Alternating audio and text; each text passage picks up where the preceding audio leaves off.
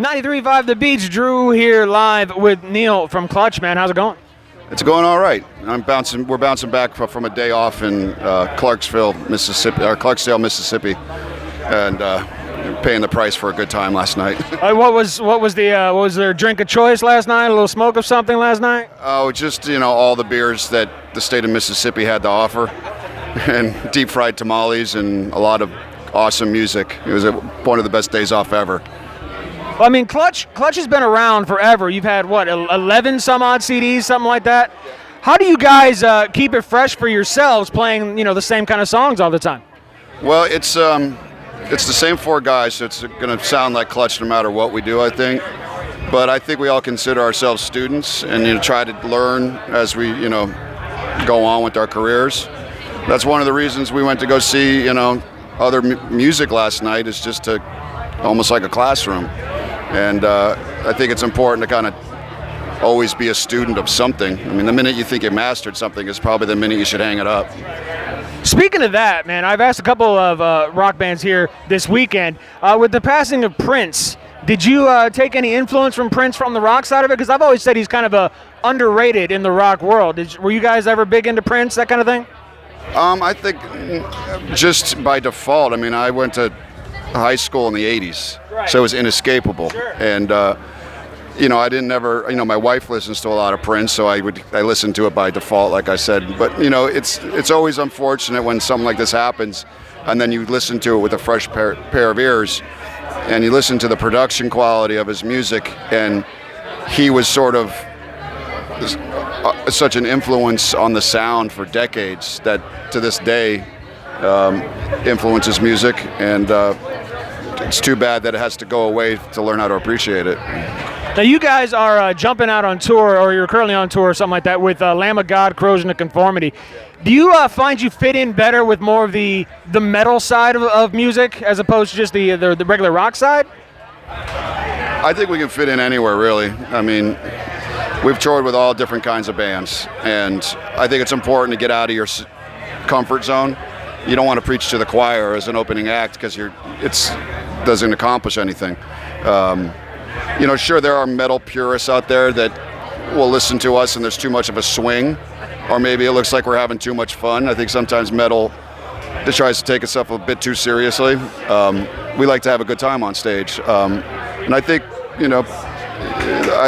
people love it or hate it, and that's better than people just thinking it's okay, I think.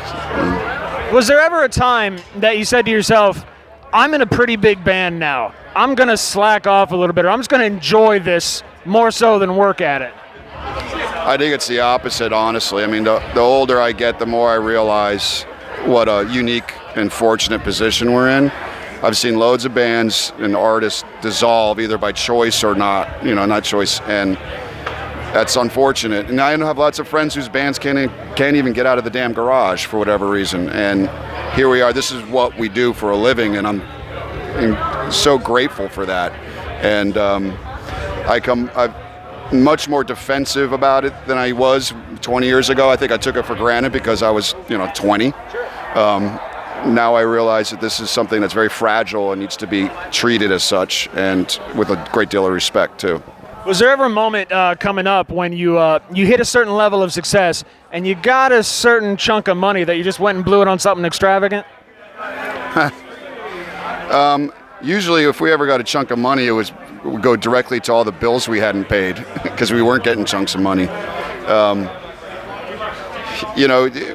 Clutch is not a band that has massive radio hits. We are a touring band.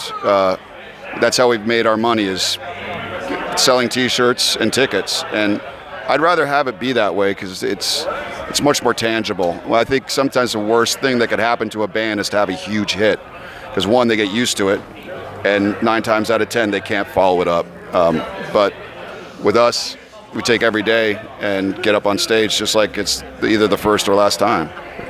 Now, there's been a lot of talk the last couple of weeks with Nikki Sixx and Scott Ian talking about Spotify royalties and YouTube royalties. Is that a thing that affects Clutch one way or the other? Do you give a shit? Does it matter? Do you hate streaming?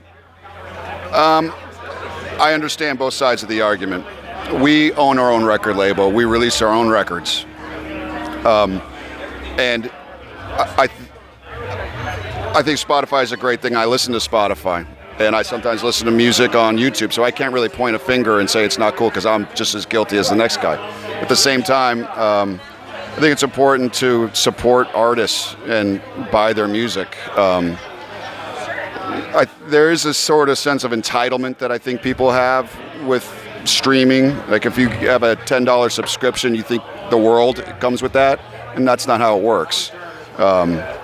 We released a record, and some of the first questions like, what the fuck, why isn't it on Spotify? It's like, well, buy the damn record.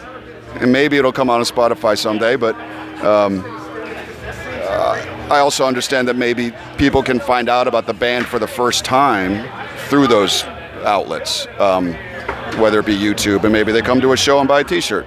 So when the internet became a thing, our career kind of took off.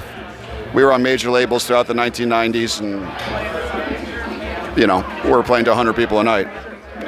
I think the internet introduced us to a lot of different people. We didn't make money off of it, but our shows are much bigger.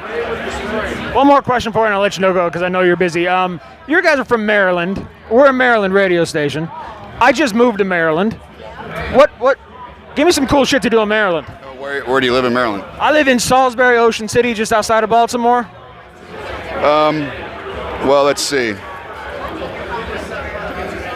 It's hard to talk about because I see it all the time. And I never spend any time out on the Eastern Shore. But Baltimore is a very interesting town with a lot of history, and it's got a great art scene and great music scene that I don't think gets nearly as much attention as it deserves. And let's see what else. I live inside the Washington D.C. Beltway, so I kind of feel like I'm in a prison in some ways. But Washington D.C., even though technically it isn't Maryland, it's got a lot of cool history. I mean, I like history, and I think that's something that you can only begin to scratch the surface on in a lifetime. So those are my two really vague and unsatisfying answers. Vague and unsatisfying, just like my sex life, sir. Neil from Clutch, thank you for stopping by, man. I appreciate it.